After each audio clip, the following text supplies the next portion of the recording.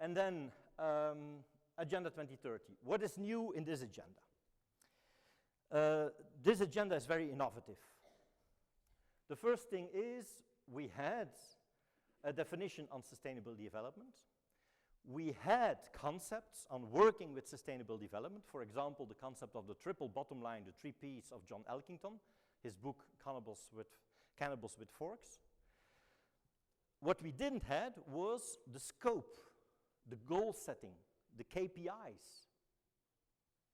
We had definition, concepts. We didn't have a scope, KPIs. And through this agenda, we have for the first time also KPIs, key performance indicators. Waste per capita, half between now and 2030. This is in the text. We need to halve waste on a global scale between now and 2030. Huge challenge. This is a KPI. And this was the missing link in the whole debate of sustainability. Good definitions and library fulls of concepts, but we didn't have the roadmap in which way we want to go with the world as a whole.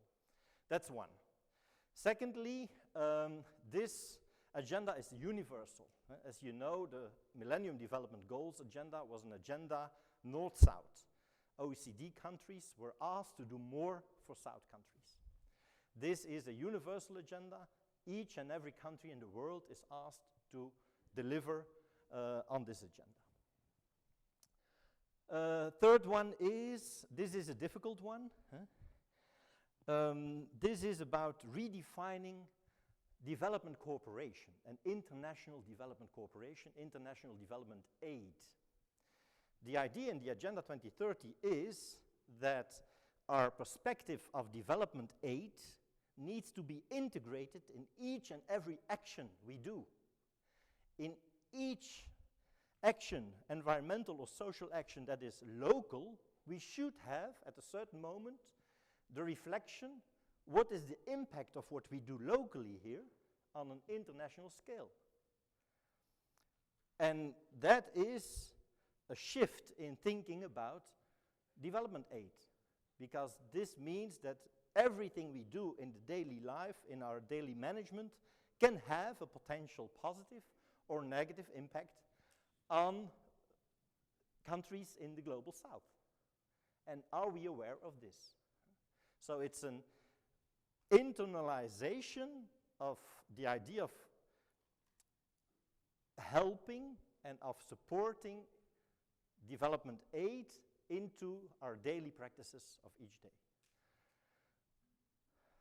Another innovation is, and it's very stressed in the text, for a lot of people, certainly also in Europe, sustainability in the first place is something environmental. It is setting in the environmental structure. This text is about leaving no one behind. It's a very social text also. It has to, it's about justice. Also the social parts, the social perspective, very important. Another innovation is, and for the UN this is very innovative, the principle of subsidiarity. The UN is a system of nation states, nations. Within the UN system, you don't have the link with local authorities. Cities are not represented in the UN system. In this text, for the first time, on this level, for this text, we have a link between the global topics, the global partnerships idea, the 17, with 11 local cities and communities, municipalities. So this is linking local with global. This is what we call glocalizing sustainability, glocalizing. Bringing together local and global in one word, glocalizing. It's implementation in such a way that you serve the local and the global perspective. This is, I think, a very important new element.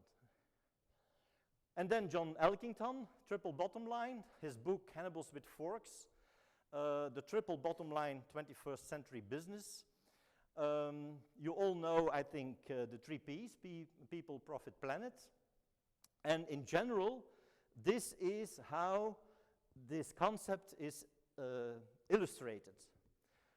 This is, in general, what we read in books and also in the two-pager I gave you. So in the file you received, there is a two-pager with the text. And you will find on the second page also this idea of sustainability is a balance between people aspects, planet aspects, and profit aspects. But this is what we call weak sustainability. Weak sustainability. That means we are having a sort of balance. We are taking into account, indeed, the financial perspective, the social perspective, and the environmental perspective. We need to go from weak sustainability to what we call strong sustainability. And strong sustainability means you start by the idea that we have only one planet and that the possibilities of our natural resources are limited. And that we as human beings are part of the biosphere. We are just one little element of this natural thing that is called Mother Earth, the Pachamama.